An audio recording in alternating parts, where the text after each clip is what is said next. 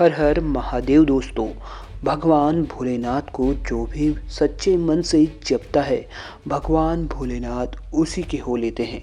भोलेनाथ तो इतने भोले हैं कि वे अपने भक्तों का प्यार पाने के लिए उनके यहाँ नौकर बनने तक को तैयार हैं। आपको सुनकर यकीन नहीं हो रहा होगा, परंतु ये बिल्कुल सच है। आज हम आपको भोलेनाथ की इस कथा के बारे में बताएंगे जिसे आपने कभी नहीं सुना होगा। बिहार के गांव बस्ती में विद्यापति नाम के एक कवि थे। वे भगवान शिव के बहुत बड़े भक्त थे तथा हर समय भोले की भक्ति में खोए रहते थे।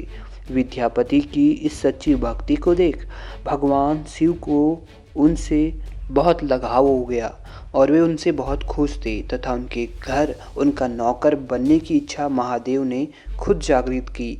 महादेव शिव ने गरीब भिखारी का रूप धारण किया। उनका हुलिया बहुत दयनीय दिख रहा था तथा कपड़े चारों तरफ से फटे थे। उसी भेष में भगवान शिव कवि विद्यापति के घर गए तथा उन्हें अपना नाम उगना बताया। उन्होंने कवि विद्यापति से अनुरोध किया कि वह उन्हें अपने घर नौकर रख ले, परंतु विद्यापति की आर्थिक स्थिति सही न होने के कारण विद्यापति ने महादेव को मना कर दिया। लेकिन भगवान शिव कहाँ मानने वाले थे। उन्होंने विद्यापति से फिर अनुरोध किया कि मुझे किसी भी चीज़ की आवश्यकता नहीं, बस आप मुझे 2 वक्त की रोटी दे देना। महादेव के इतने अनुरोध पर विद्यापति उन्हें अपने घर नौकर रखने के लिए तैयार हो गई। एक बार विद्यापति को राजा के दरबार में जाना था तो उगना यानी भगवान शिव भी विद्यापति के साथ हो लिए। रास्ते में गर्मी बहुत थी, कड़ी धूप यात्रा इसे और भी अधिक कठिन बना रही थी। तो उगना यानी भगवान शिव भी अपने मालिक की यह दयनीय दशा देख रहे थे, परंतु वे तब तक रुके थे जब तक उनके मालिक यानी विद्यापति कोई आदेश न दे। तभी विद्यापति भगवान शिव से बोले, मेरा धूप की वजह से गला सूखने लगा है और आसपास कहीं भी कोई ऐसी जगह नहीं दिख रही जहां जल मिल सके। जाओ कहीं से मेरे जल का प्रबंध करके लाओ।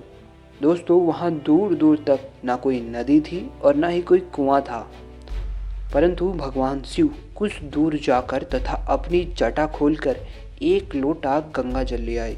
विद्यापति ने जब जल पिया तो वे तुरंत पहचान गए यह तो गंगा जल है और आश्चर्य में पड़ गए कि इस घने जंगल और भीषण गर्मी के बीच जहाँ दूर दूर तक कोई जल स्रोत नहीं दिखता, वहाँ गंगा जल आखिर आया कहाँ से। उसी समय विद्यापति को उगना पर संदेह हो गया कि यह कोई साधारण व्यक्ति नहीं बल्कि भगवान शिव हैं। इसलिए वह उगना से उसका वास्तविक परिचय जानने की जिद करने लगे। जब विद्यापति ने उगना को शिव कहकर उनके चरण पकड़ लिए, तब उगना बने महादेव शिव को अपने वास्तविक रूप में आना पड़ा तथा महादेव शिव ने विद्यापति को अपने दिव्य रूप में दर्शन कराए।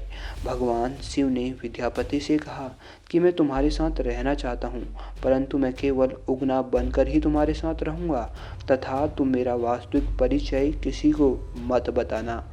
भगवान शिव की इन शर्तों को विद्यापति मान गए, परंतु एक दिन किसी बात पर क्रोधित होकर विद्यापति की पत्नी जलती लकड़ी से भगवान शिव को मारने लगी। उसी समय विद्यापति के मुंह से निकल पड़ा, अरे भाग्यवान, ये तुम क्या कर रही हो। तुम साक्षात भगवान शिव को पीट रही हो।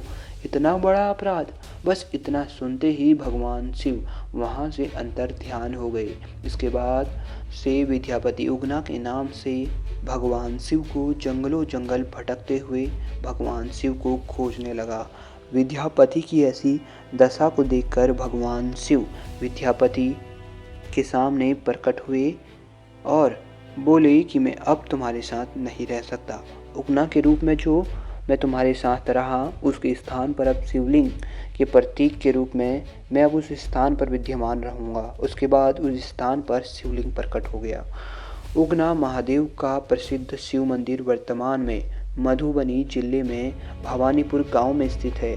हर शिवरात्रि पर तथा सावन के दिनों में शिव भक्तों का तांता यहाँ देखने को बनता है।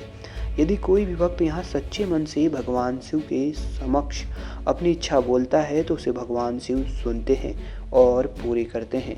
यदि आप भी भोलेनाथ के सच्चे भक्त हैं तो कमेंट बॉक्स में हर हर महादेव अवश्य लिखें।